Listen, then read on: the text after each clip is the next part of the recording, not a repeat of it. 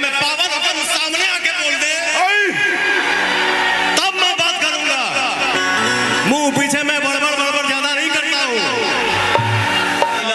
और मौका मिलने के बाद इस लड़की ने प्रूफ किया मेहनत करके, और आप सबका आशीर्वाद ने इसको आज सुपरस्टार बनाया है।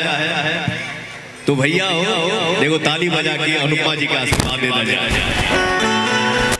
और इतना आशीर्वाद दीजिए और बड़ा सुपरस्टार बने, एक छत्र राज करे, दुनिया में राज कर गया। एक लाइन याद आया, देखिए कोई गाना खराब नहीं होता, वो आपके सोचने के ऊपर है कि आपका सोच क्या है। आप उस गली में जा रहे हैं या इधर जा रहे हैं या इधर सामने मंदिर में जा रहे हैं, क्या लाइन है आप लोग सुनते होंगे, सुनते हैं। मैं किसी भी मंच पे गाता हूँ, चाहे भोजपुरी का मंच हो चाहे हिंदी का मंच हो। अरे उठो बहार जैसे भोर के किरनिया, अखियों में प्यार के समय बिंदिया बुझाला जैसे जैसे चांद सजाने पड़े भगवान। मैं पटना में एक मंच पे था, तो हमारा मुंह से निकल के अरे तेरे सिरा गाय आवे 5 किलो जर्सी गाय का दूध इतना एनर्जी ना दी जितना आधा किलो तेसिला गाय के देती हो भैया। सही बात है। अब पता नहीं कुछ हमारे भाइयों ने ऐसा टिप्पणी किया, ये बोल दिए पवन सिंह तो लड़कियों का सम्मान नहीं करते हैं। अरे पगला, मैंने एक एग्जांपल दिया। मान लो हमने के गांव में अपना द्वार पर बैठल बानी, जब फलनवा का लड़का बगीचा में जाता तो द्वार पर चर्चा होला कि अरे बुझाता कि साला शेर चला साढ़ जाता है। तो क्या वो इंसान शेर हो गया कि इंसान ही है? सोच के ऊपर फर्क है कि आपकी सोच क्या है। सही बात है। मैंने क्या सोच के बोला, सब लोग नहीं, सब लोग तो हमसे प्यार करते हैं, लेकिन क्या करबा, आधा किलो चाहे 10 किलो गेहूं धइल है तो वही में एगो घून घूमी, ठीक ना,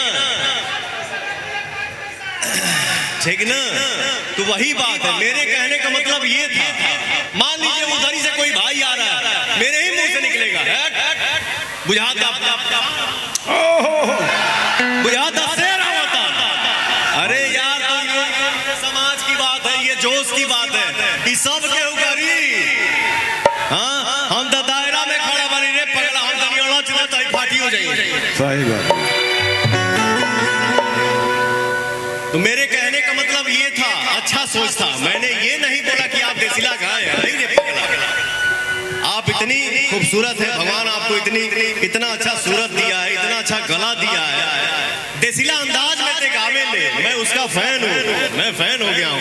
जन्मदिन की ढेर सारी शुभकामनाएं, आप जीवन में खूब तरक्की करें और एक छत्र राज करें और दुनिया में खूब नाम कमाएं। मुझे बुरा नहीं लगा, और बाकी दुनिया क्या बोलती है अब फर्क नहीं पड़ता।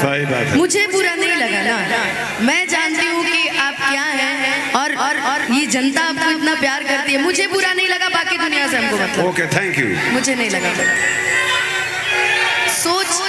सोच समझने की दुनिया हर किसी कलाकार को प्यार करती है, तो वो 2 शब्द बोल पाता है। दुनिया प्यार करती है तो मैं यहाँ खड़ा हूँ, बोल रहा हूँ, और आपने जब बोल दिया कि मुझे कोई फर्क नहीं पड़ता, तो बाकी हमारे कौन